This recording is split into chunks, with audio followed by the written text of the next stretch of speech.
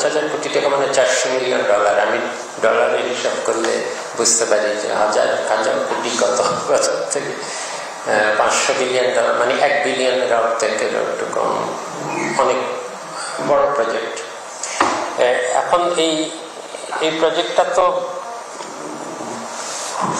মানে এটা প্রজেক্টটা পুরোটা এটাই হলো, আমি একদম পহেলাতে বলেছিলাম যে অনেক প্রকল্প আছে যেগুলা অনেক দূর হয়ে গেছে, কিন্তু আমরা মনে করি যে হয়তো পহেলা থেকেই যদি মূল্যায়ন করা হতো লাভ ক্ষতি, তাহলে এই প্রজেক্ট শুরু করতাম না আমরা। কিন্তু যেহেতু অনেক দূর হয়ে গেছে, অনেক টাকা খরচ হয়ে গেছে, অনেক ভূমি অধিগ্রহণ হয়ে গেছে, অনেক কিছু হয়ে যাওয়ার পর এখন বাদ দিতে গেলে তো আমাদের চিন্তা করতে হবে বাকি খরচ কত আর এর থেকে লাভ কত পাবো। এই পায়রা বন্দর হলো এরকম একটা বিষয়। এখানে বাস্তব অগ্রগতি যতটুকু হওয়ার সেখানে 72% হয়ে গেছে, আর্থিক অগ্রগতি অর্ধেকের বেশি। যদি আমরা মনে করতাম যে আসলেই খারাপ প্রকল্প, তাহলে বাদ দিতে পারতাম, কিন্তু সেটাও করা যাবে না। কারণ হলো যে এখানে তো বন্দরটা করা হয়েছিল প্রাথমিকভাবে, এখন সমুদ্র বন্দরের কথা বলা হচ্ছে, প্রাথমিকভাবে বিদ্যুৎ উৎপাদনের জন্য। এখনই ওখানে যে বিদ্যুৎ কেন্দ্র, কয়লা চালিত বিদ্যুৎ কেন্দ্র, সেখানে 170 মেগাওয়াট এখনই উৎপাদন সম্ভব হবে, আর শেষ পর্যন্ত লক্ষ্যমাত্রা হলো 400 মেগাওয়াট বিদ্যুৎ কেন্দ্র। কাজ তো প্রথম দিকে মানে কয়লাটার কাজ শেষই হয়ে গেছে প্রায়। এখন এই বিদ্যুৎ কেন্দ্র সাথেই এই বন্দরটা জড়িত, কারণ কয়লা আনতে হবে তো।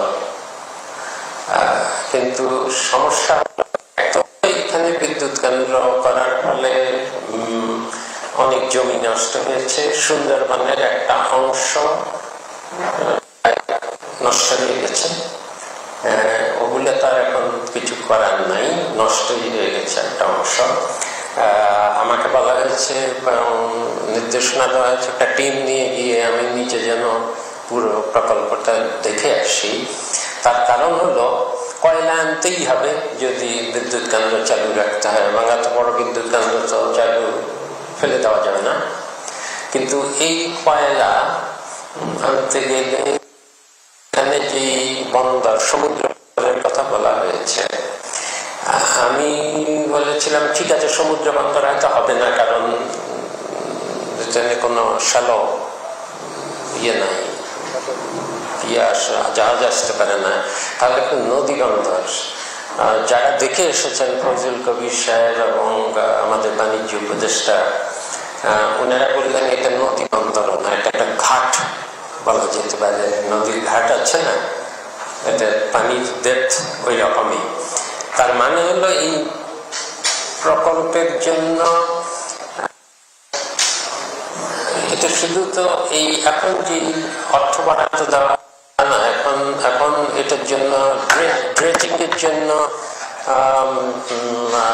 ড্রেজিং এর কি যেন ড্রেজিং করার মেশিন কিনতে দেওয়া হয়েছে ব্যয়বহুল, এবং এই ড্রেজার দিয়ে শুধু যে এই 1 বছরে ঠিক করে ফেলা যাবে তা না, সব সময় প্রতি বছর 2টা ড্রেজার লাগবে, এবং পুরো চ্যানেল অনেক বড় চ্যানেল, অনেক লম্বা চ্যানেল। এই চ্যানেলকে প্রত্যেক বছর যদি ড্রেজার দিয়ে খনন করা না হয়, তাহলে এখানে সমুদ্র বন্দর দূরের কথা, ছোট ছোট ইয়েতে নৌযানে করে কয়লা আনতে হবে। আমাদের বাণিজ্য উপদেষ্টা বলেছেন তার থেকে আমরা বরং প্লেনে করে কয়লা আনি।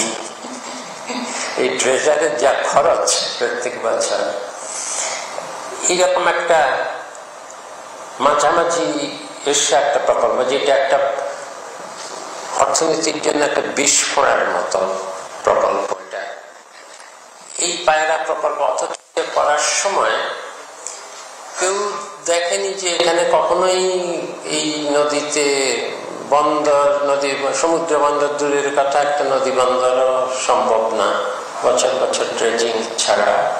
এই বন্দরের যতদূর নির্মাণ কাজ হয়েছে কয়লা এবং জেটি বন্দরের জন্য, কয়লা আনার জন্য মানে বিদ্যুৎ কেন্দ্রের জন্য জেটি আছে অলরেডি। এখন বন্দর বাড়ানোর জন্য আরো জেটির প্রস্তাব দেওয়া হচ্ছে, সেটা আমরা বন্ধ রাখছি।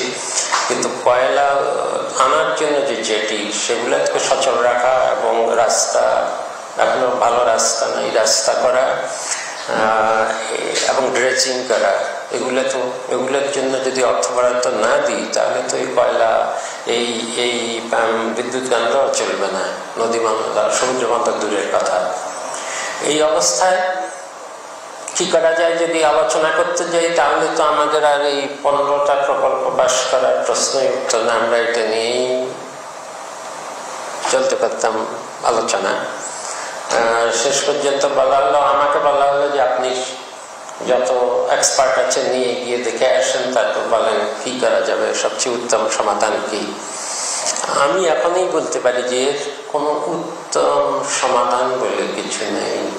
এটা অর্থনৈতিক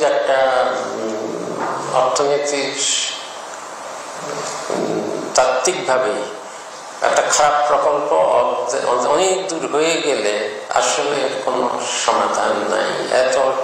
এত টাকা আজকে যদি বলি যে আমরা আসলে এই বন্দর দিয়ে কোনো কাজ হবে না, তাহলে তো পায়রা বন্দর বন্ধ করে দেওয়া হলো।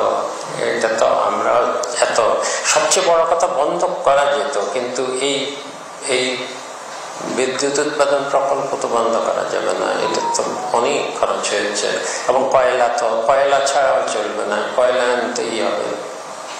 এটা সমাধান আমি যতদূর বুঝি, তোমরা ততদূর বোঝো, আমার সাথে তোমরাও চলো এবং দেখে আসি কোনো সমাধান, এর কি সমাধান করা যায়। আমি বলেছিলাম যে একটা ছোটখাটো নৌবন্দর করলে, প্রশ্ন হলো নৌবন্দর করলেও ড্রেজিং লাগবে, আবার নৌবন্দর করলেও এতবার কয়লা ওই চট্টগ্রাম বন্দর থেকে খালাস করতে হবে, যে এটাও অনেক খরচ। কাজে এটা তো শুধু মুশকিল হলো আমরা এটা দিয়ে আরো বাড়াতে থাকবো। ইয়ার্ড নির্মাণ করা, জেটি নির্মাণ করা, সংযোগ সড়ক নির্মাণ করা, আন্ধারমানিক নদীর উপর সেতু নির্মাণ করা। এখন আমরা করে গিয়ে তো শুধু আমাদের না, এটা ভবিষ্যতে যতদিন এই প্রকল্প থাকে, যতদিন এই বিদ্যুৎ কেন্দ্র থাকে, এই সমস্যা, এই ক্ষতি তো হতেই থাকবে। এটা অনেক অঙ্ক হিসাব করে বের করতে হবে, ওই ক্ষতি কত হবে আর এই বিদ্যুৎ কেন্দ্রের লাভ কত। সব ডেটা থাকলে আমি ঘরে বসেই কম্পিউটারে করতে পারতাম।